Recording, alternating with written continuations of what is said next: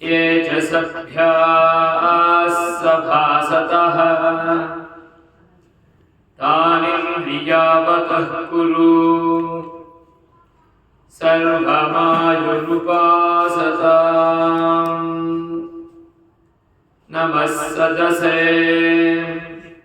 नमः सदसस्पतये नमः सखीनां पुरोगाढां चक्षुषे नमो दिवे नमः पृथिव्यै हरिः ओम्। अस्मद्गुरुभ्यो नमः अस्मत्परमगुरुभ्यो नमः अस्मत्सर्वगुरुभ्यो नमः। श्रीमते रामानुजाय नमः। अस्मद्गुरुपरम्परायै नमो नमः। यो नित्यमच्युतपदाम्बुजयुग्मरुक्मव्यामोहतः तदितराणि तृणाय मेने। अस्मद्गुरोर्भगवतोऽस्य दयैकसिन्धोः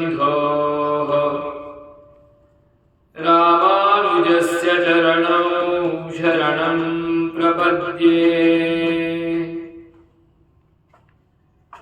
रामानुजस्य पदपङ्कजमाश्रयामि रामानुजस्य करुणामनुसन्दधामि। रामानुजस्य जनपालरजो वहामि रामानुजाय नमयित्यनिशं वदामि। नारायणस्य पदपङ्कजमाश्रयामि नारायणस्य करुणामनुसन्दधामि। नारायणस्य जनपादरजो वहामि नारायणाय नमयित्यनिशं वदामि। आपदामपहर्तारं धातारं सर्वसम्पदां लोकाभिरामं श्रीरामं भूयो भूयो नमाम्यहम्। सकृदेव प्रपन्नाय तवास्मीति च याचते अभयं सर्वभूतेभ्यो ददामि एतद्व्रतं मम। श्री सीता लक्ष्मण भरत शत्रुघ्न हनुमत्समेत श्री रामचंद्र परब्रह्मणे नमो नमः। जय श्रीमन्नारायण।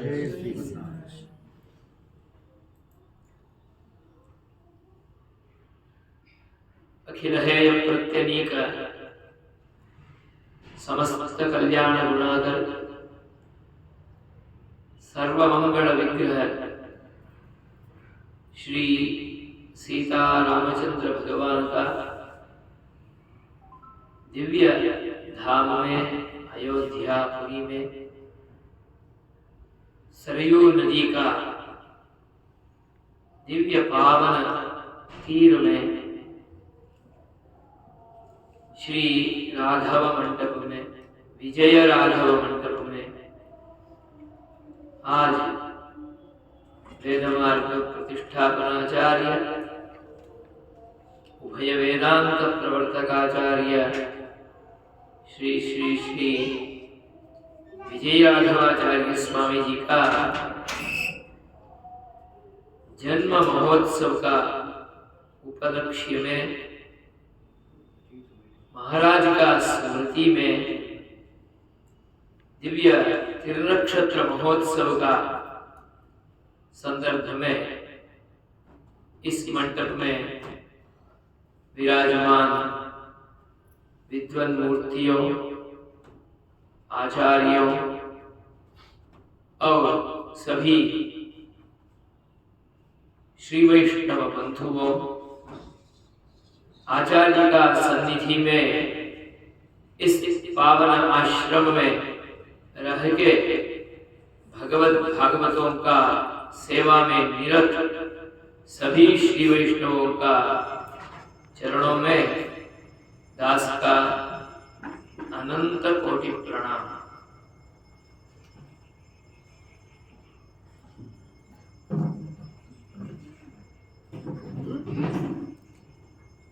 श्री पराशर भट्टार्यः श्रीरंगेश पुरोहितः श्रीवत्सांकसुतः श्रीमान् श्रेयसे मेस्तु भूयसे। आज से 4-5 दिन हमें श्री मंत्र का अनुभव करना है। श्री मंत्र का उपदेश तो परंपरा में पूर्ण रूप में आ गया, अनुसंधान में है, अनुसंधान करते हैं, करते करते ही भगवान का दिव्य मंगल विग्रह का अनुभूति भी हम पूर्ण रूप में प्राप्त करते हैं। ऐसा एक अनुभूति हमें सदा सर्वदा संप्रदाय में हरेक श्री वैष्णव का हृदय में होते ही रहना। इस दृष्टि से सर्वप्रथम मंत्र, 3 मंत्र, तिरुमंत्र, द्वय मंत्र और चरम श्लोक, इन 3 मंत्रों के विषय में सर्वप्रथम ग्रंथ रत्न के रूप में बाहर विषय उपादन किए हैं। ऐसा बोलेंगे तो पराशर भट्टर जी का अष्टश्लोकी। इसलिए इस अष्टश्लोकी को जैसा चतुश्लोकी का नित्यानुसंधान है, वैसा अष्टश्लोकी का भी नित्यानुसंधान में अनुसंधान करने के लिए पूर्वाचार्यों का आदेश है। इसके अनुसार हरेक धाम में इस श्लोकों का अनुसंधान होता ही रहता है, जिसके कारण से तिरुमंत्र का, श्रीमंत्र का, द्वय मंत्र का और चरम श्लोक का पूर्ण महात्म्य हृदय गुहा में अनवरत हमें याद करवा के मंत्र का अनुसंधान, मंत्र ध्येय भगवान श्रीमन नारायण का अनुसंधान होने में पूर्ण अनुकूलता रहता है। ऐसा ये दिव्य श्लोक का अनुग्रह किए पराशर भट्टर। पराशर भट्टर हमारा संप्रदाय का अत्यंत मूर्धन्य आचार्य है, जो कुरेश महाराज जी का सत्पुत्र है। कल ही हस्त नक्षत्र हुआ, कुरेश स्वामी जी का जन्मोत्सव है, जिन्होंने संप्रदाय के लिए, रामानुज स्वामी जी के लिए स्वयं अपना दोनों आंखों भी श्रीरंग क्षेत्र में समर्पण कर दिए। ऐसा आचार्य का सत्पुत्र के रूप में अवतार किए विद्वन्मणि मूर्धन्य संप्रदाय का अत्यंत उत्कृष्ट आचार्य पराशर भट्टर स्वामी जी। इसलिए सर्वप्रथम हमें श्रीमंत्र का अनुसंधान करना है तो विशेषतः अष्टश्लोकी का मंत्रार्थ का अनुसंधान करना है तो पहले उनको याद करना चाहिए। इसलिए उनका तनियन श्लोक पहले हम अनुसंधान करते हैं। श्री पराशर भट्टार्यः श्रीरंगेश पुरोहितः श्रीवत्साङ्कसुतः श्रीमान् श्रेयसे मेस्तु भूयसे। इनके लिए भगवत्पाद रामानुजाचार्य का जन्म से ही दिव्य कटाक्ष का अनुभूति, जन्म से ही भगवान रंगनाथ भगवान का पूर्ण अनुग्रह। इसलिए पराशर भट्टर आगर्भ श्रीमान, गर्भ से ही श्रीमान। हम लोक में बोलते हैं जो ऐश्वर्य का परिवार में पैदा हुआ उनको श्रीमान बोलते हैं। One who born with golden spoon, ऐसा बोलते हैं। जो पैदा होते ही सोने का थाली में भोजन करने वाले हैं। पराशर भट्ट कुल में तो ऐश्वर्य के दृष्टि से तो श्रीमान थे ही, परंतु यह श्रीमान श्रीमत्व नहीं है।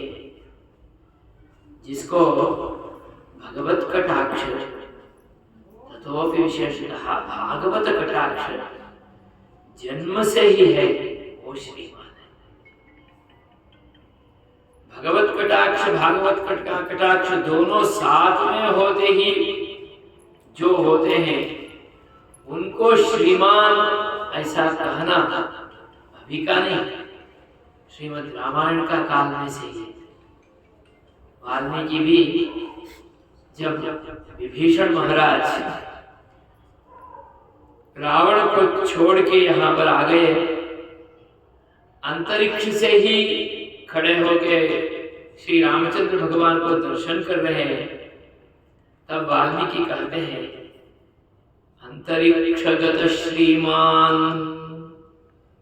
अंतरिक्ष में है, भाई को छोड़ के आए हैं, भाई उनको भगाए हैं, उनके पास कुछ है ही नहीं, घर नहीं, इतना लंका, स्वर्ण लंका, उसको छोड़ के आए हैं और अकेला खड़े हैं 4-5 राक्षसों के साथ, उनको कैसे श्रीमान बोल सकते?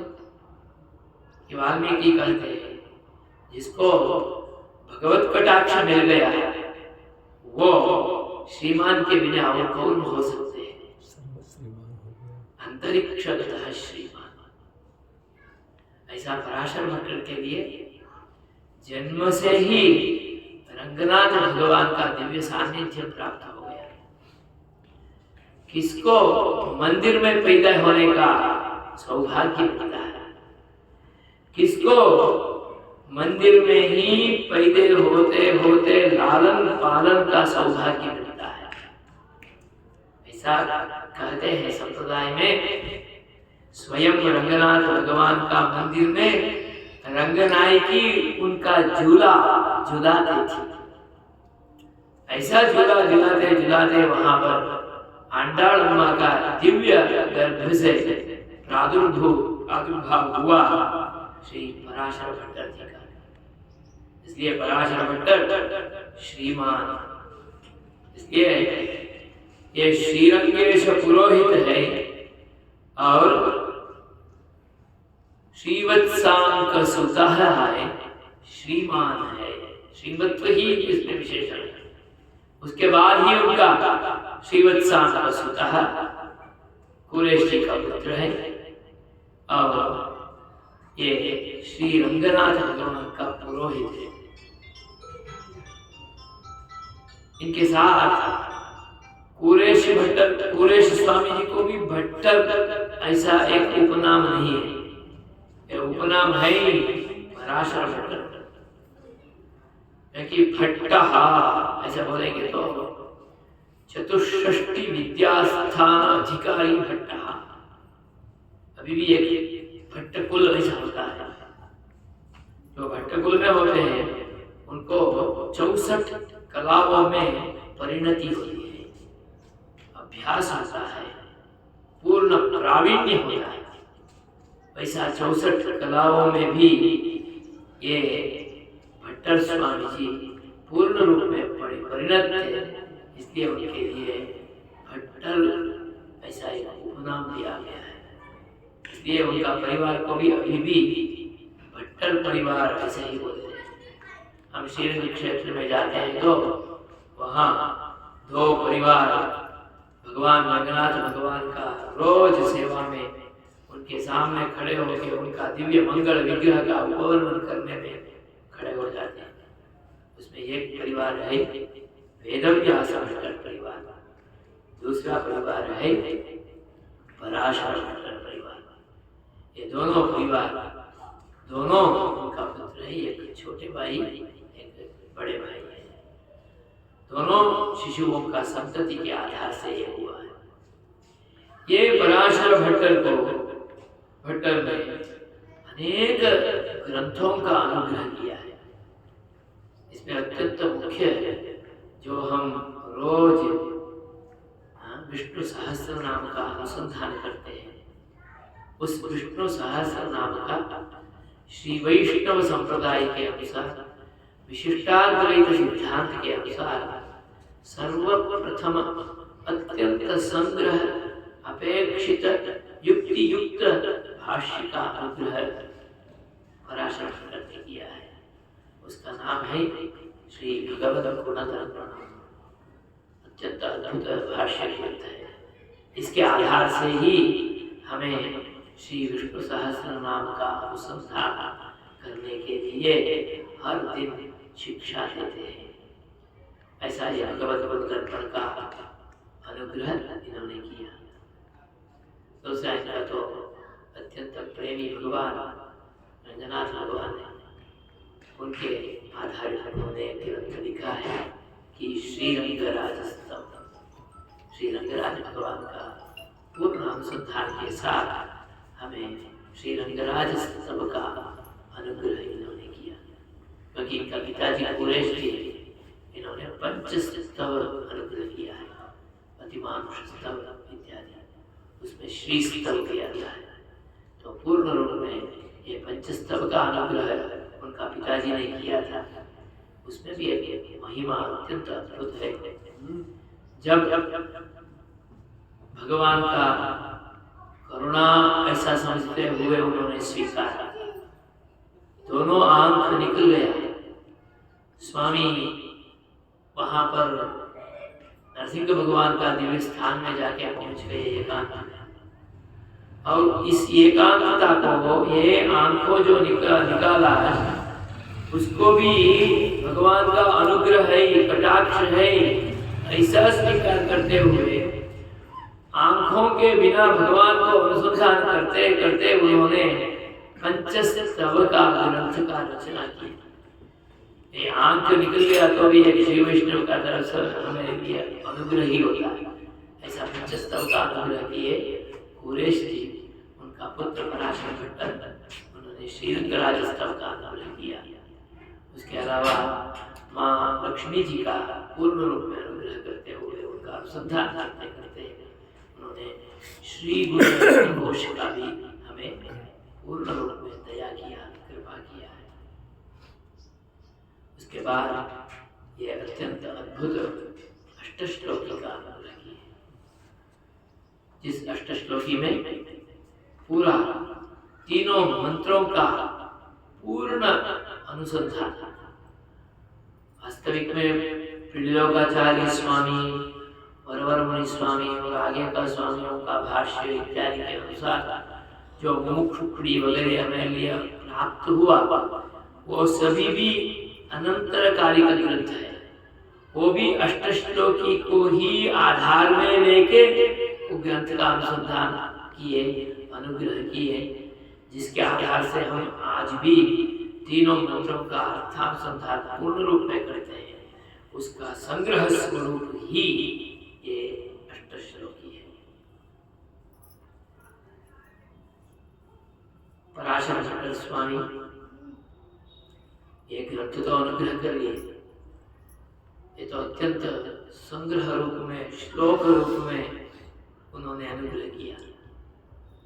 पहले 4 श्लोक श्री मंत्र के ऊपर, मूल मंत्र के ऊपर है, अष्टाक्षर के ऊपर है। अष्टाक्षर का अनुसंधान पूरा 4 श्लोकों में संग्रह कर लिया, और 5वां और 6ठा श्लोक, वो 2 श्लोक में द्वयमंत्र का अर्थानुसंधान करवाए, और आगे का 2 श्लोक 7वां और 8वां 2 श्लोकों में चरम श्लोक का पूर्ण अर्थानुसंधान हमें करवाते हैं। ऐसा 8 श्लोकों से युक्त ये अष्टश्लोकी है। इस अष्टश्लोकी का व्याख्यान, अर्थानुसंधान, क्योंकि अष्टश्लोकी में इतना अर्थ गर्भित है, ये भी श्लोक का अनुसंधान से हमें तुरंत समझ में तो आएगा ही नहीं, इसलिए इसका तो व्याख्यान के बिना अर्थानुसंधान करना कठिन ही होता है। इस अर्थानुसंधान करवाने के लिए हमें प्रतिवादी भयंकर खंडन स्वामी पूर्ण रूप में अनुग्रह किए, जिन्होंने इसका सरल अद्भुत व्याख्या का रचना किया। जो प्रतिवादी भयंकर खंडन स्वामी वरवर मुनि स्वामी जी का अष्टदिग्गजों में अन्यतम है। एक दूसरा हमें अनुसंधान करना ही है कि वेदांत देशिक स्वामी जी का प्रशिष्य भी है प्रतिवादी भयंकर खंडन स्वामी जी। ऐसा प्रतिवादी भयंकर खंडन स्वामी जी ने हमें कोई संप्रदायों में ऐसा भेद था ही नहीं, ऐसा भाव हमें आना है तो ये आचार्य परंपरा का कुछ अर्थानुसंधान हमें करना चाहिए। उन्होंने ये भाष्य ग्रंथ का अनुग्रह किया। उसके बाद यदुगिरी यतिराज वेदांती रामानुज मुनि जी स्वामी, वो मेलकोटे का यतिराज मठ का स्वामी जी थे। वो उनको श्रीन्द्र क्षेत्र का रामानुज मठ के साथ पूर्ण संबंध था। वो जी स्वामी जी ने दीपिका करके और दूसरा व्याख्यान इस ग्रंथ के ऊपर, ग्रंथ अत्यंत छोटा ग्रंथ है परंतु उसका अर्थ विस्तार 3 मंत्रार्थ का है, इसलिए इतना विस्तृत व्याख्या का अत्यंत अपेक्षा थी। इस अपेक्षा को पूर्ण किए वेदांती यदुगिरी राजा रामानुज मुनि जी स्वामी। ये ग्रंथ आने के बाद ही हमें अष्टश्लोकी का सार सर्वस्व क्या है ऐसा हमें समझने के लिए मिल पाया।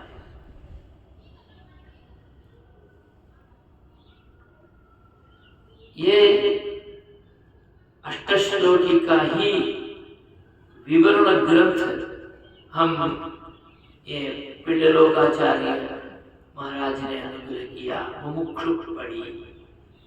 ये मणिप्रवाल ग्रंथ है, ज्यादा तमिल भाषा का ही संबंध है, तो भी सूत्र रूप में उन्होंने इस ग्रंथ को रचना किए। ऐसा सूत्रों का अनुसंधान करते करते ही पूर्ण रूप में हम श्रीमंत्र का, द्वय का और चरम श्लोक का तीनों प्रकरणों से 3 मंत्र का सारार्थ हम नित्य अनुसंधान करने के लिए, अर्थ को पूर्ण रूप में स्वीकार करने के लिए अनुकूल ग्रंथ है। ऐसा ग्रंथ है ये मुमुक्षु कालक्षेप चलेको ऐसा ही तिम्रो पनि आउनु भयो। अष्टश्लोकी ग्रंथ का अनुग्रह जिन्होंने किया, यहाँ श्री विजय राघव मण्डपमा कालक्षेप स्वामी जी के अरे वहाँ दक्षिण भारतबाट स्वामी जी चल्दैछ। उनका अवतार माधव मास में हुआ और अनुराधा नक्षत्र में हुआ, और ये गोविंद गुरु हो शिष्य एंबार स्वामी होते ना, उनको शिष्य के रूप में मैंने उनके पास अध्ययन की। मैंने उनका पिताजी भी उनका गुरु थे, रामानुज स्वामी भी साक्षात उनका गुरु थे। उनके साथ अय्यंगार स्वामी जी उनका पूर्ण अनुग्रह किए। इसलिए तनियन में आता है माधवे मास्यनुराधा जातं भट्टाख्यदेशिकं गोविंद गुरुपादाब्ज भृंगराजमहं भजे। अभी जो संवत्सर गया शुभकृत संवत्सर, उसके बाद शोभकृत आया। ये शुभकृत चल रहा है, उससे पहले का संवत्सर है शुभकृत। शुभकृत संवत्सर में वृषभ मास में, वृषभ मास को माधव मास बोलते हैं। जो विजय राघवाचार्य गुरु जी का प्रधान शिष्य है, ऐसा गुरु जी ने कहा गुरु प्रकाशयेत् धीमान। गुरु प्रकाश से ही अपने का प्रकाश मानते हैं। गुरु प्रकाश से ही अपने का प्रकाश मानना ही हमारा रामानुज संप्रदाय का सत संप्रदाय है। यही काम रामानुज स्वामी जी ने भी किया, यही काम कुरेश स्वामी जी ने भी किया, यही काम आज तक का सभी आचार्यों ने किया। ऐसा ही सर्वश्रेष्ठ कार्य आज हमारा ये आचार्य जी भी कर रहे हैं। इसलिए मुझे अत्यंत संतोष है कि श्री श्री माधवाचार्य स्वामी जी इस पीठ के अनुसार, रामानुज संप्रदाय के अनुसार गुरु प्रकाश का कार्य, आचार्य प्रकाश का कार्य कर रहे हैं। शायद आप सब जानते ही होंगे, नित्य आराधना भी हमें आचार्यों के द्वारा ही करना है। बोलते भी हैं हे भगवान इदं मधस्थम इति संभाव्य आराधनम मा स्वीकुरु अपितु मम पूर्वाचार्याणामिदं अमृतहस्तम इति संभाव्य आचार्य आराधनम स्वीकृत्य अनुग्रहं कुरु।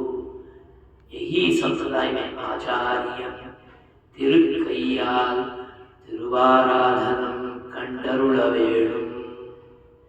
आपको ये आराधना स्वीकार करके हमें अनुग्रह करना है, क्योंकि हम आराधना करने के लिए योग्य है ही नहीं। हमारे पूर्वाचार्यों को देख के इस आराधना को आप स्वीकार करो। यही आराधना आज भी सत्कारक्षेप हो, ये शिष्य संप्रदाय का पूर्ण प्रवर्तन हो, यहाँ विराजमान रंगनाथ भगवान का सेवा हो, ये सब पूर्वाचार्यों का अनुग्रह के आधार से उनका आराधना के रूप में ही चलता है। आज भी ये कथा मंडप में थोड़ा कुछ आपके सानिध्य में उपस्थापन करने का कुछ प्रयास करूंगा, तो भी ये पूर्वाचार्यों का ही पूर्ण कृपा है। दास में कोई योग्यता है ही नहीं है, क्योंकि दास कहीं कभी भी प्रवचन करता नहीं। मैं एक विद्यालय में एक साधारण प्राध्यापक अथवा अध्यापक हूँ। 4 शिष्यों बैठे तो उनको कुछ समझाने के लिए, ग्रंथ का अनुसंधान करवाने के लिए, पूर्वाचार्यों का पंक्ति उनका समझ में आ जाए, उसके लिए थोड़ा कुछ प्रयास करने वाला हूँ। ऐसा कोई सभा में उपस्थापन करने का एक योग्यता है ही नहीं। और खास दास को तो हिंदी भाषा में पूर्ण प्रवेश भी नहीं है। आप सब अवधपुरी का, अयोध्या नगरी का, उत्तर प्रदेश का, जहाँ पर हिंदी भाषा का पूर्ण साम्राज्य है, उस स्थान में है। आपके सामने हिंदी भाषा बोलने पर कोई जरा भी ताकत दास के पास आई ही नहीं।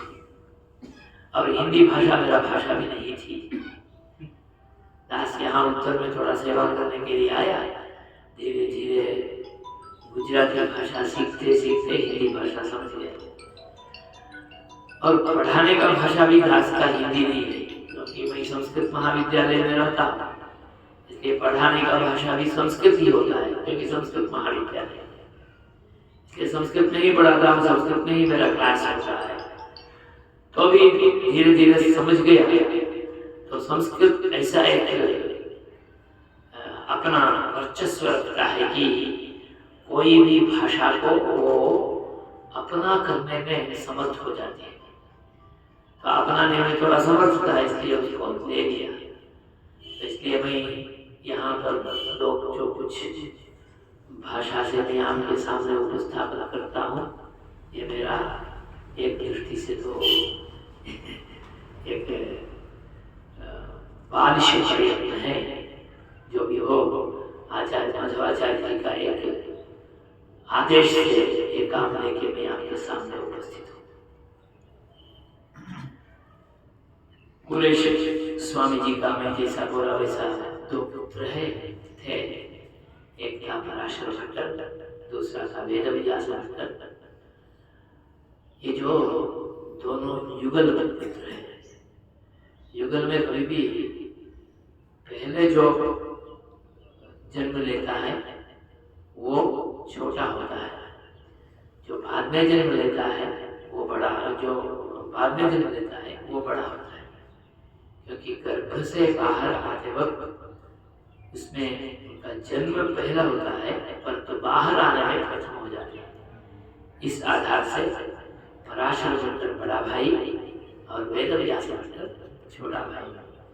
तो इसलिए ये उनमें भी बड़ा भाई थे और आचार्य पीठ में भी बड़ा भाई थे। और ये हारीति गोत्र का वंश में आते हैं, क्योंकि कुरेश स्वामी जी भी हारीति गोत्र का थे। वड़वकुल है और कृष्ण यजुर्वेदीय शाखा में सूत्र में आपस्तंभ सूत्र है, जो हमारे सबका भी कृष्ण यजुर्वेद है और आपस्तंभ सूत्र है। दक्षिण प्रांत में कृष्ण यजुर्वेद और आपस्तंभ सूत्र का ही ब्राह्मण ज्यादा रहते हैं। जैसा यहाँ पर शुक्ल यजुर्वेद माध्यन्दिनी शाखा का ब्राह्मणों का संख्या ज्यादा होती है, वैसा ही कात्यायन श्रोत सूत्र, कात्यायन श्रोत सूत्र सही है, श्रोत सूत्र में कात्यायन, पारस्कर गृह सूत्र, पारस्कर गृह सूत्र। अब उनका पत्नी अक्कच्ची अम्मा ऐसा बोलते हैं, मन्नी अम्मा ऐसा भी उनका दूसरा नाम है। उनका पुत्र थे पराशर भट्ट का, उनका पुत्र का नाम है उद्दंड भट्ट। हम तो घर में डांटते उन्हें बोलते हैं कि ये उद्दंड है, तो उद्दंड है दीर्घ, पिता के समान में और उनसे भी ऊपर उनका वर्चस्व था शास्त्र में। उद्दंड भट्ट ऐसा नाम है। उनका वंश तो कूर वंश है। कूर एक नगर है, ग्राम है, इसलिए कूर का ईश कुरेश कांचीपुरम क्षेत्र से अत्यंत नजदीक में है। आज ही वहाँ पर कुरेश जी का ब्रह्मोत्सव चल रहा है। आज अंतिम महोत्सव का दिन है, वास्तव में कल है। कल का उत्सव अनुवर्तित हो जाता है, शाकंभरा कल का उत्सव का आज पूर्ण होता है। आज वहाँ पर उत्सव चल रहा है पराशर भट्ट जो कुरेश जी का, वैसा वहाँ का है। ये श्रीवत्स चिन्ह मिश्र ऐसा उनका एक नाम है। इसलिए महालक्ष्मी श्री उनका अंश के रूप में ये आए हुए हैं। और दूसरा यह है, इनका वंश में एक श्रीवत्स नामक अत्यंत उत्कृष्ट विद्वान थे। इसलिए श्रीवत्स विद्वान जो है वही उनका कुल का चिन्ह के रूप में हुए। इसलिए श्रीवत्स चिन्ह परंपरा में आए हुए ये मिश्र है। मिश्र ज्येष्ठ विद्वान ऐसा नाम है। यहाँ भी मिश्र एक उपनाम होता है, बस उसका तो विद्वत्ता का एक भूषण उपनाम है। और उनका दादाजी दामोदराचार्य जी, दादी बिरंदेवी अम्मा उनका परदादा उसका नाम था अनंत भट्ट। तो अनंत भट्ट का प्रपौत्र है ये पराशर भट्ट। दामोदर भट्ट का पौत्र है और श्रीमद सचिंद्र पूरेश स्वामी जी का पुत्र है। आंडाळम्मा का पुत्र है ये पूरेश भट्टर स्वामी। ये भट्टर स्वामी को श्रीरंग क्षेत्र में पेरिय भट्टर ऐसा भी एक नाम है, क्योंकि ये छोटा भट्टर तो वेदव्यास भट्टर थे, इसलिए ये बड़ा भाई है, इसलिए इसको पेरिय भट्टर ऐसा नाम है। रंगनाथ भगवान का सेवा ऐसा बोलती है तो इनका तो अत्यंत प्रथम स्थान, इसलिए इनको श्रीरंगेश, श्रीरंग का ईश है रंगनाथ भगवान, उनका ये पुरोहित है।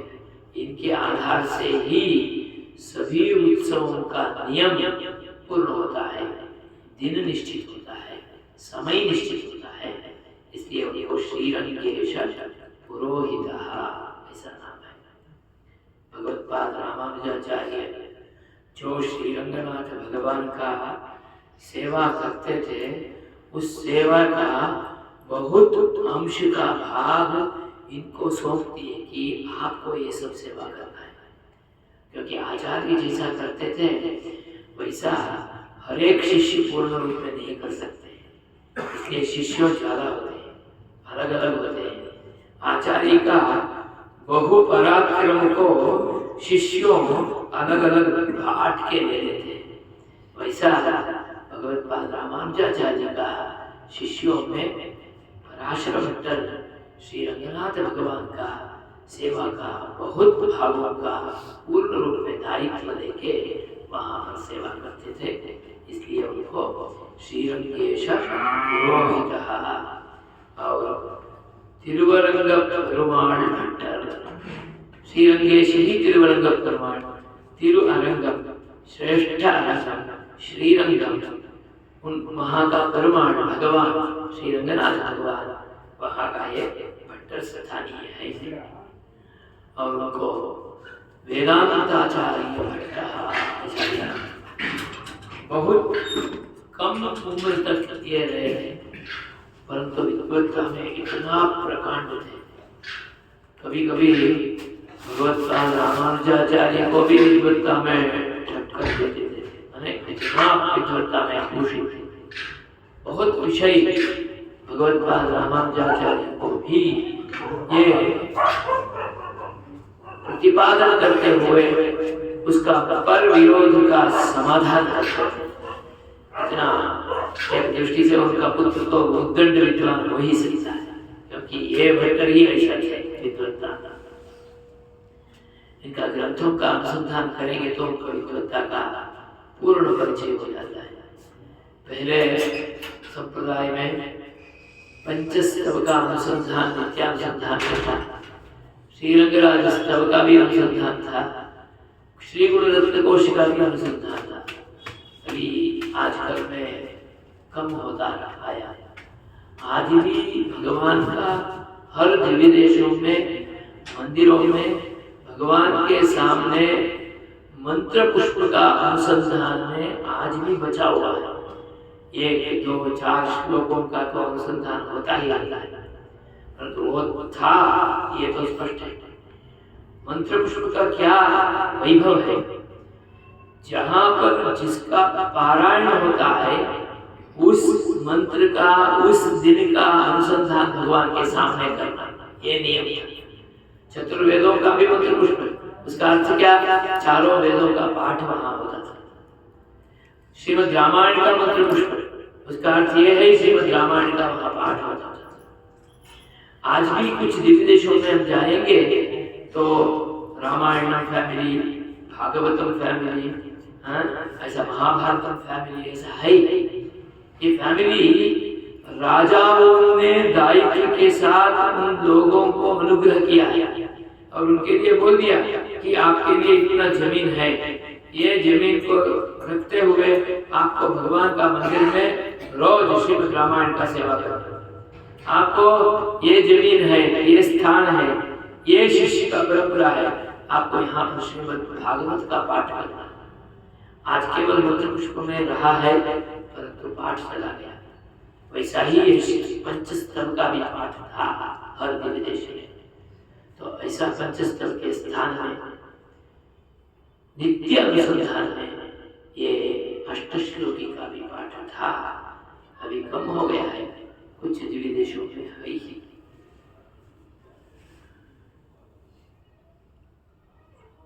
कुरेश जी जब चोल राजा का अवकृपा में आ गए, उनका दोनों आंख निकल गया था।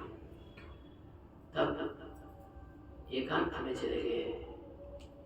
अड़हर मलई ऐसा करके नजदीक में एक पर्वत प्रांत है, जहाँ पर अड़हर स्वामी भगवान सुंदर राजा विराजमान है। वहाँ पर स्वामी चले गए, एकांत में रहते थे। वहाँ ही स्वामी पंचस्तव का लेखन पूर्व किए, अनुसंधान किए, रचना किए। उनके साथ भट्टर हड़हर मरे में बहुत काल तक पिताजी का सेवा के साथ वहाँ रहते थे। विद्वान का पुत्र है, विद्वत्ता ऐसा ही रहता है।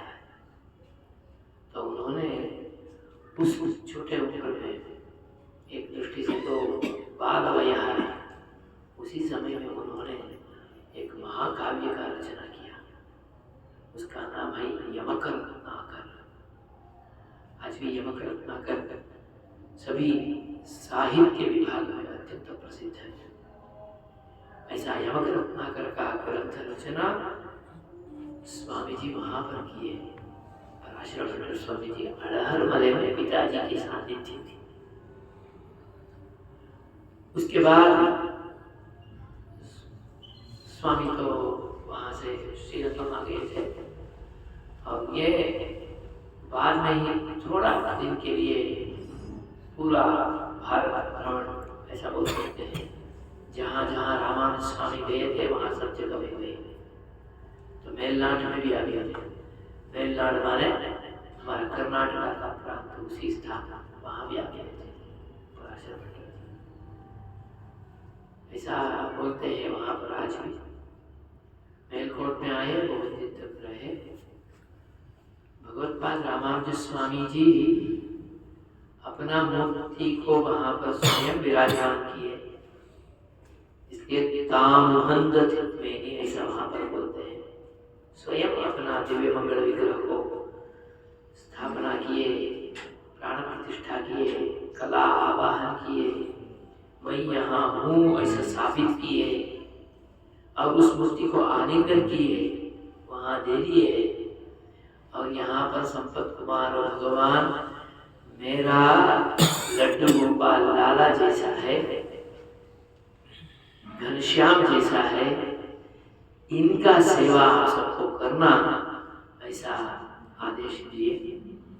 देने के बाद अपना मूर्ति को वहां दिए, बोल दिए कि मैं यहाँ पर अनवरत रहता हूँ, मैं यहाँ रहता हूँ, मुझे अत्यंत प्रेमी भगवान है संपत कुमार भगवान, इसलिए उनका सेवा में मुझे रहना है, इसलिए आप सबको इनका सेवा करते रहना, मैं आपके साथ हूँ।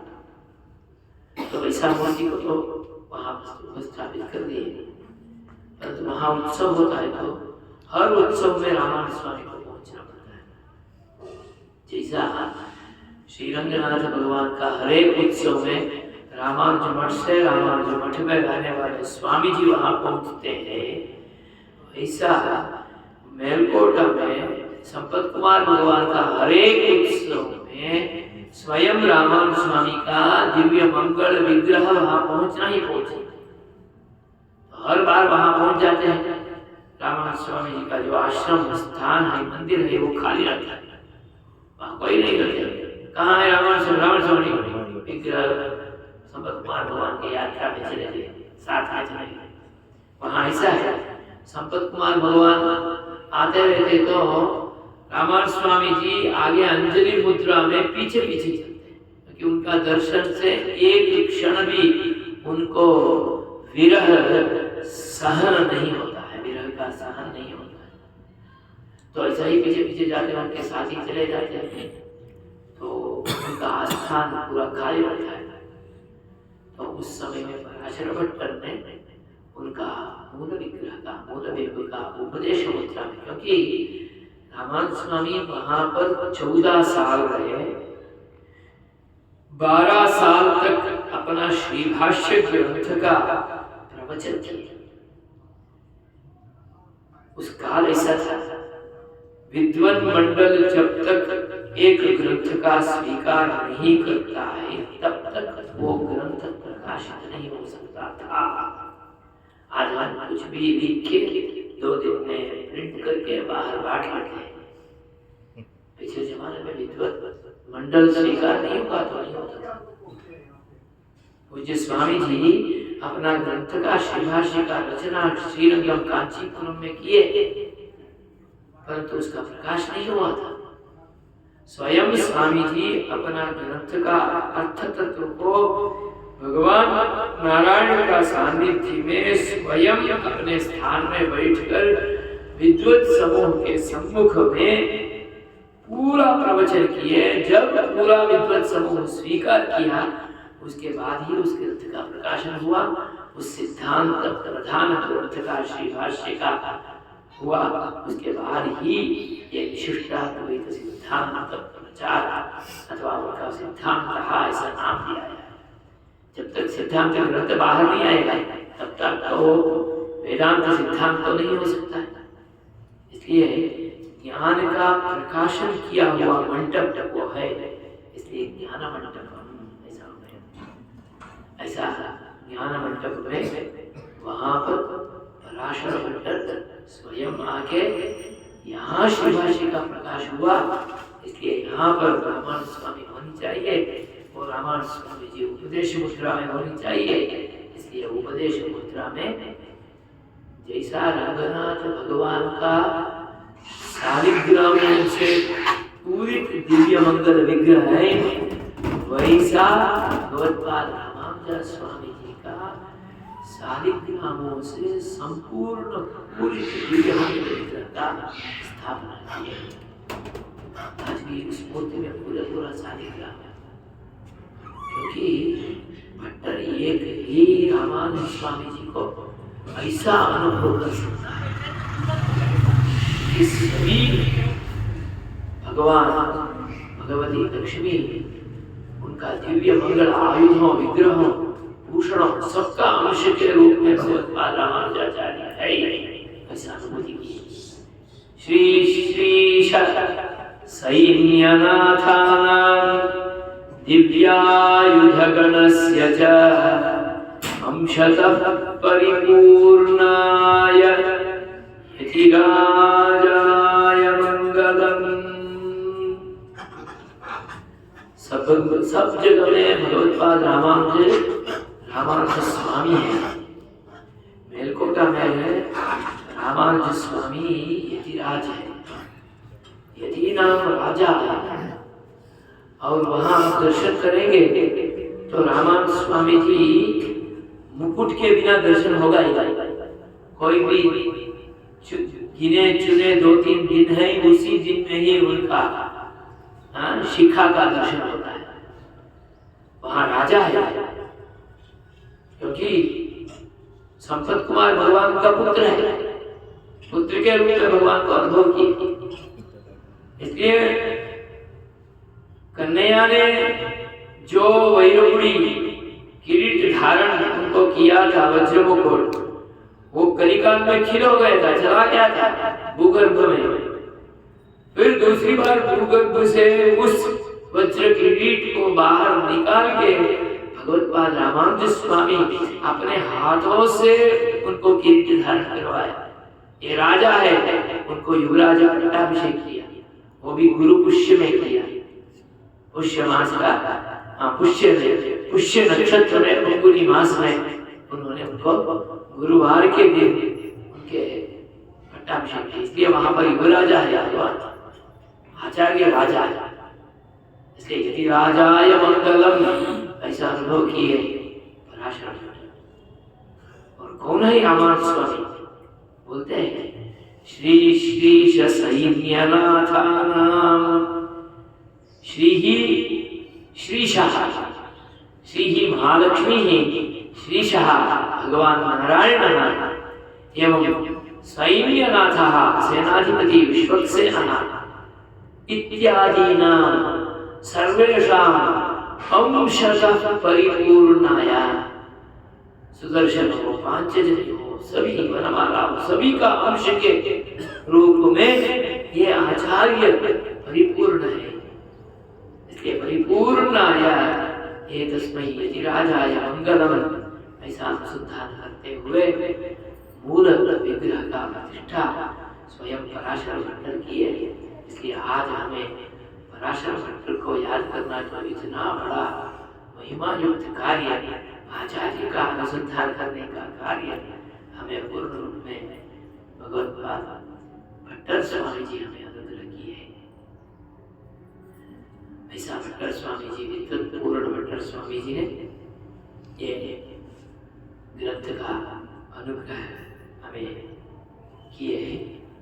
वास्तविक में पूरे स्वामी जी का परम पद होने के बाद ही ये संचार में गए, उसका अर्थ यह है उसके बाद ही उन्होंने मेलकोट साइड में आया है, वहां पर ये सेवा किया है। इसलिए आचार्य का पूर्ण कटाक्ष के लिए सद्भाग्य हो गए। इसलिए ये श्रीमान है, जैसा हमारे संप्रदाय में विभीषण है वैसा ये भट्टर स्वामी जी, उनको तो केवल रामचंद्र भगवान का श्री कटाक्ष था, इनको तो ऐसा नहीं, भगवान का और आचार्य का दोनों का दिव्य कटाक्ष मिल गया। इसलिए आकर श्रीमान ये ऐसा श्री पराशर भट्टर स्वामी जी का दिव्य ग्रंथ है। ये हमारे लिए प्राप्त हुआ है अष्टश्रो की, उसका अनुसंधान हम यहाँ कर रहे हैं। इसका ध्यान श्लोक को हम अनुसंधान किए, हमें धीरे धीरे उस ग्रंथ का प्रथम श्लोक से अर्थानुसंधान करने के लिए आरंभ करना है। आज पहला दिन है, इसलिए प्रथम श्लोक का अनुसंधान करने का एक प्रयास करें।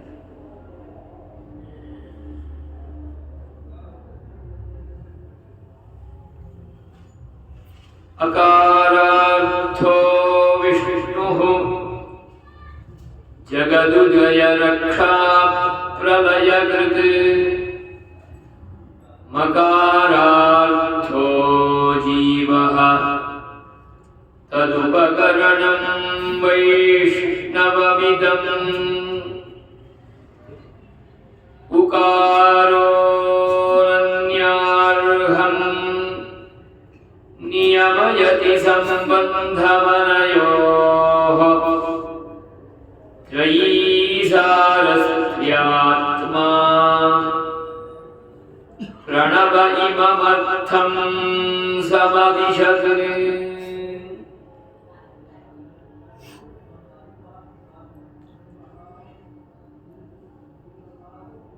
पराशर भट्टर स्वामी जी ने जो प्रथम श्लोक अनुग्रह किया, उसमें मूल मंत्र का प्रथम पद, मूल मंत्र तो 3 पदों से युक्त है, उसमें प्रथम पद है प्रणव। प्रणव में 3 भाग है, 3 अक्षर है, 3 अक्षरों का संधियुक्त एक पद है। वो तीनों अक्षरों का अर्थानुसंधान हमें एक अक्षर में होना है, क्योंकि वो एक अक्षर का ही विस्तार है आगे का पदद्वय। ये 3 पदों का विस्तार ही है द्वय मंत्र, उस द्वय मंत्र का ही विस्तार है चरम श्लोक। इसलिए प्रथम पद का अर्थानुसंधान हमें हो गया तो तीनों मंत्रों का अर्थानुसंधान हो जाता है। ऐसा अर्थ है कि तीन मंत्रों का एक संपुटित पिंड है मूल मंत्र का प्रथम पद।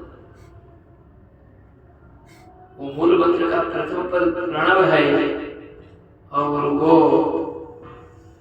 पूर्ण चतुर्वेद का भी सार है। इसलिए मूल मंत्र आ गया, मूल मंत्र में प्रथम पद का अर्थानुसंधान हो गया तो चार वेदों का अर्थानुसंधान हमें हो गया। तो चार वेदों का संपुटित संपिंडित अर्थ है प्रणव। प्रणव का विस्तार ही है पूरा वेद वाङ्मय, पूरा सृष्टि, पूरा प्रपंच, पूरा अंडकोटि ब्रह्मांड। इसलिए ये प्रणव का इतना स्थान है। कैसे ये अर्थानुसंधान में करवाते हैं स्वामी। अकारार्थो विष्णुः जगदुदय रक्षा प्रलयकृत्। अकारार्थः, अकारः तस्य अर्थः कहा विष्णुः। कौन है वो विष्णु? जगदुदय रक्षा प्रलयकृत्, इस सारे प्रपंच का उदय उत्पत्ति, सृष्टि, रक्षा परिरक्षण और प्रलय, ये तीनों का कर्ता है। ये तीनों का कर्ता ही विष्णु है। वो विष्णु ही अकारार्थ है। वो अकार से उनका ही उपादान होगा।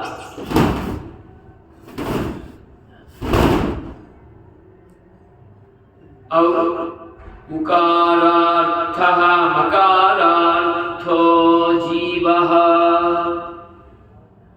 आ उ म ये तीनों का संधि हो गया तो ओम हो गया, प्रणव हो गया।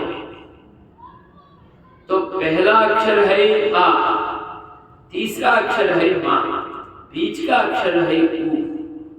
तो बीच का अक्षर ये दोनों का संबंध कहता है। इसलिए पहले आगे का संबंधी जो है उनको समझ जाएंगे तो तीनों का संबंध समझने में आसानी होगा। इसलिए पहले मकारार्थ बोल दिए, बाद में उकारार्थ बोलने वाले। मकारार्थः जीवः, मकार से जीव का अर्थानुसंधान होता है। जीव माने हम सब। और जीव कौन है? तदुपकरणं वैष्णवमिदं, तस्य उपकरणमिदं, तस्य पूर्वोक्तस्य, पूर्वोक्तस्य कस्य? अकारेण उक्तस्य विष्णोः नारायणस्य। अकार से जिसका अर्थानुसंधान हुआ है विष्णु, उनका ये उपकरण है, उनका एक सामग्री है। और उनका सामग्री वो ही हो सकता है, उनका ही हो सकता है। वो विष्णु का है, इसलिए ये जीव वैष्णव है। ये सारा प्रपंच में जितने भी जीव है वो सब वैष्णव है। वो समाश्रित हुए या नहीं हुए, समाश्रित हुए तो जानकर, अपने को स्वयं जानकर वैष्णव हुए। समाश्रित नहीं हुए तो अनजान कर भी तो वो तो वैष्णव ही है, क्योंकि उसका उपकरण है, उनका सामग्री है, उनका साधना है। साधन तो उनका है तो वही होगा, उनका ही अंश होगा। इसलिए विष्णोः इदं वैष्णवम्, विष्णु का है, नारायण का है, अकारार्थ का है। इसलिए मकारार्थः जीवः। अब इन दोनों का संबंध, वो संबंध जो भाव है वो भाव कहता है उकारः। यही बीच में आया उकारो उकारो अनन्यार्हं नियमयति सम्बन्धमनयोः उकारः अनयोः सम्बन्धं नियमयति अनन्यार्हं सम्बन्धं नियमयति। इन दोनों का संबंध का नियमन करता है। कौन सा संबंध? अनन्यार्हं संबंध। कभी भी इन दोनों का संबंध छूट ही नहीं सकता है, वैसा संबंध है अनन्यार्ह का संबंध। अन्यः इति भूत्वा अर्हः एव भवितुं नार्हति।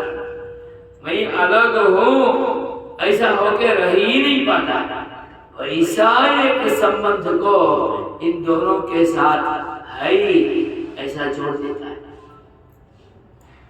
इसलिए उकारः अनन्यार्हः द्वयोः संबंधं नियमयति। इसलिए ओंकार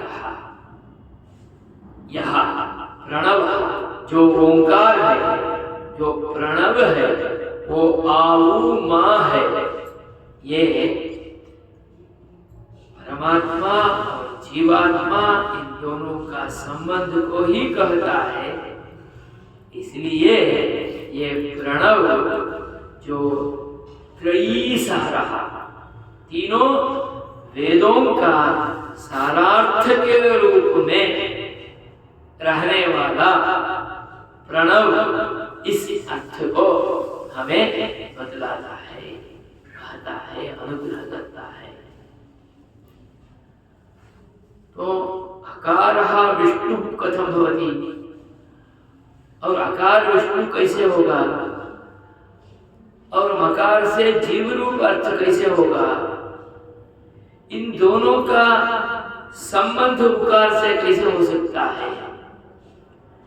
आकार से विष्णु बोल दिया, परंतु विष्णु नारायण आकार से कहा है, मकार से जीव कहा है, और ये मकार अर्थ जीव वैष्णव कैसे होगा।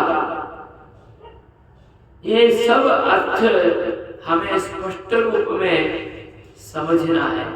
इस अर्थ विस्तार को हमें प्रतिपादित स्वामी जी और वेदांताचार्य वेदांती रामानुज जी और स्वामी जी दोनों विस्तार से हमें कहते हैं। उस अर्थानुसार को कहते करते जाएंगे तो स्पष्ट रूप में इस श्लोकार्थ का भाव हमारे अंदर में आ जाता है। इस पे 3-4 विषय हमें ग्रहण करना है।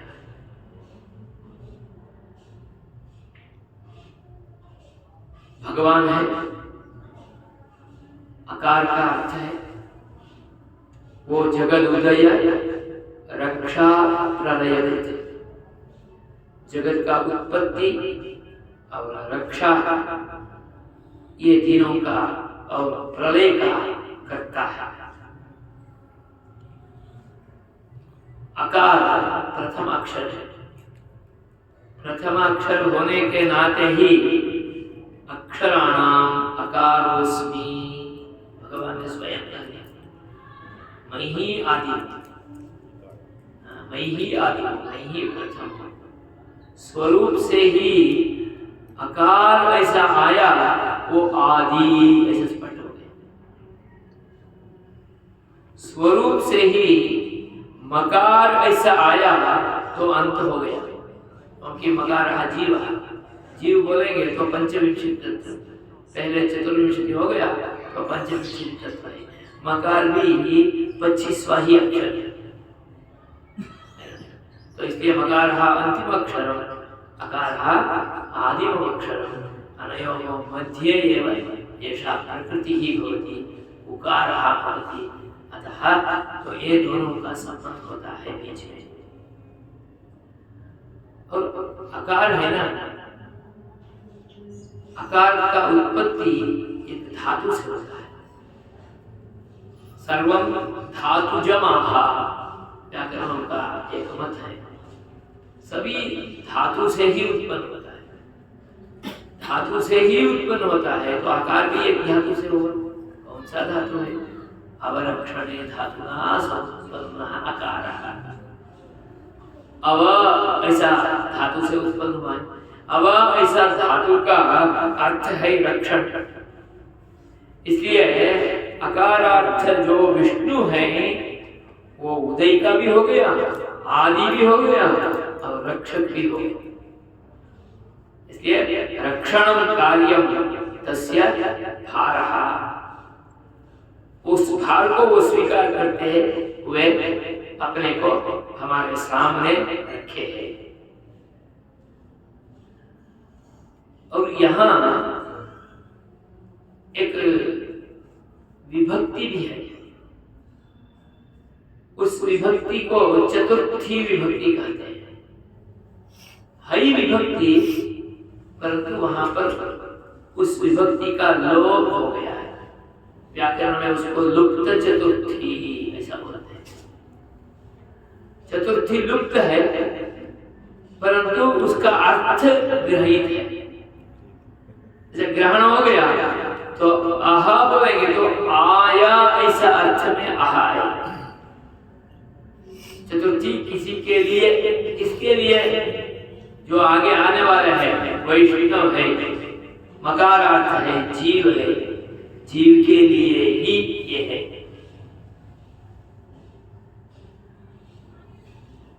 और ये भगवान श्रीमन नारायण ऐसा बोलते हैं, ये भगवान श्री हरि विष्णु लक्ष्मी से रहित होता ही नहीं, इसलिए लक्ष्मी भी विष्णु हो अनपायिनी ऐसा बोलते हैं। वो दोनों सहैव साथ में ही रहने वाले हैं। वो कैसे है आगे हम प्रमाणों के साथ अनुवादन करने का प्रयास करेंगे, परंतु ये उनके साथ ही रहने वाले हैं। आया ऐसा बोल दिया, नारायण के लिए ऐसा बोल दिया, केवल नारायण के लिए नहीं होगा, श्रीयुक्त नारायण के लिए ही, श्रीमन नारायण के लिए ही ये वैष्णव है, ये जंतु है, ये जीव है, ये पंचविंशति तत्व है। आय जीवः विष्णवे अयम वैष्णवः, विष्णु के लिए ही ये वैष्णव है, श्रीमन नारायण के लिए ही वैष्णव, ये वैष्णव है, इसलिए ये वैष्णव है। और श्री संबंध को नित्य योग कैसे है ये अर्थ बतलाते हुए मुमुक्षु पड़ी में त्रिलोकाचार्य स्वामी जी एक बहुत अच्छा मजाक की बात करते हैं। आवणियोलै எழுதுவது गृहणिक्किरे, एक घर होता है, श्रीमान का घर है, तो अपने सेवा के लिए सेवकों को रखते हैं। सेवकों को रखते हैं तो सेवक के साथ कुछ अग्रीमेंट होता है, जैसा चेला के साथ गुरु का अग्रीमेंट होता है, वैसा सेवक के साथ स्वामी अग्रीमेंट करते हैं कि आपको हर महीने इतना इतना दिया जाएगा। पिछले जमाने में पैसा नहीं था, धन धान्य ऐसा सेवा भोजन इत्यादि था, इतना इतना दिया जाएगा, आपको हमारे घर में सेवा करना। सेवा करने के बोलते हैं कि जो जो माता जी सेवा बोलेगी वो सब सेवा आपको करना। अग्रीमेंट होता है स्वामी के साथ, महीने हो गया तो पगार नहीं आया, कुछ आया तो वहां ही होता है, परंतु काम करवाना है इनके साथ, क्योंकि ये स्वामी का अविभाज्य अंग है। जो गृहिणी स्वामी का अविभाज्य अंग होने के नाते अग्रीमेंट स्वामी के साथ होता तो भी स्वामिनी की सेवा में ही वो रहते हैं। सेवक तो स्वामी जी की सेवा में ही होते हैं, ये तो घर में कभी भी आने वाले हैं। ऐसा एक दृष्टांत देते हैं, जैसा अग्रीमेंट यहाँ पर होता है आवणी और आई गोलई, अग्रीमेंट का गोलई ऐसा पत्र गोलई पुस्तकम ऐसा बोलते हैं ना, गोलई उसमें लेखन उनका होता है परंतु काम लेता है उनका, सेवक होता है उनका, क्योंकि वो इनके साथ अनन्य संबंध होता है। मैं ही देता हूँ, आप उनका काम नहीं करना, मेरा करना, ऐसा तो कभी भी नहीं बोलते, करना उनका है। तो ये ऐसा यहाँ पर ये वैष्णव होता है, भगवान का होता है, जीव केवल भगवान का नहीं होता, अनन्यारह जो है अनपायिनी लक्ष्मी, लक्ष्मी का भी है। आया ऐसा बोलेंगे तो केवल नारायण का नहीं, अभी तो श्रीमद् नारायण का है।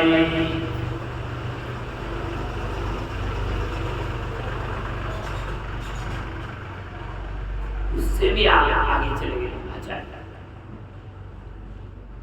भगवान का दिव्य पादारविंद के सिवाय तो होते नहीं है।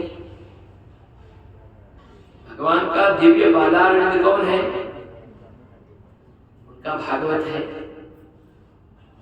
ऐसा हम मंदिरों में भगवान का पादारविंद षडगोप स्वामी बोलते हैं, षडगोप स्वामी का पादारविंद मधुर कवि स्वामी बोलते हैं, और षडगोप स्वामी का पादारविंद रामान स्वामी बोलते हैं, रामान स्वामी का पादारविंद दाशरथी मुरलिया ज्ञान बोलते हैं। ऐसा उनका पादारविंद कौन है? उनका शिष्य ही है, उनका भागवत ही है, उनका भक्त ही है। तो ये वैष्णव ये कहाँ तक अनुसंधान करते करते ले जाते हैं हमारे आचार्य। ये वैष्णव, ये जीव केवल नारायण का नहीं है, श्रीमन नारायण का है। केवल श्रीमन नारायण का नहीं है, श्रीमन नारायण का जो चरणारविंद के रूप में विराजमान है, भागवत है, हाँ उनका भी ये है। इसलिए दासानुदास है, केवल दासानुदास नहीं है, दासानुदास तद्दास चरमावधि दास दासा। ये एक वैष्णव ऐसा हो गया तो पूरा प्रपंच के लिए वो है। आज भी देखिए वैष्णव जैसा नमित होके हर एक का सेवा करने में पहुंच जाता है, वैसा कोई नहीं। जो दासानुदास भाव से अंजलिबद्ध होके, वैष्णव होके, शरणागत होके अपने को आचार्य का चरणारविंदों में, गुरु का चरणारविंदों में, एक आचार्य पीठ का सत्संप्रदाय का चरणारविंदों में समर्पित करके जो सेवा में रहते हैं जीव, वो अपना शेषत्व का पूर्ण अनुसंधान करता है। इसलिए शेषत्व में आत्मा स्वरूपम, आत्मा का स्वरूप क्या है? शेषत्व है। एक दृष्टि से भगवान जैसा ज्ञान से स्वप्रकाश है, वैसा जीव भी स्वप्रकाश है, उनका भी प्रभाव। स्वप्रकाश स्वरूप जीव, उनका भी ज्ञातृत्वम स्वरूपम। स्वामी बहुत अच्छा प्रसंग में याद आ गया, बोल देता। पूज्य स्वामी जी श्री भाष्य रचना करते थे तो जीव का स्वरूप निर्णय करके लिखना। तो स्वामी बोलते हैं जैसा व्यास जी का गणेश जी लिखते थे, वैसा कुलेश जी लिखते थे। कुलेश जी तो बहुत बड़ा मेधावी, व्याकरण में अप्रतिम पांडित्य। उनको ऐसा था नडमाणम पातंजलम, मोबाइल महाभाष्य, पूरा महाभाष्य का पंक्तियों उनका मुखारविंद, इतना उनका विदुषी। इतना बड़ा विद्वत्पूर्ण है, आदर्श श्रीमान है, एक गांव का राजा के रूप में अधिपति है, तो भी स्वामी जी के पूर्ण चरणारविंद उम्र से भी बड़ा है। तो स्वामी जी का चरण में पूर्ण रूप में नतमस्तक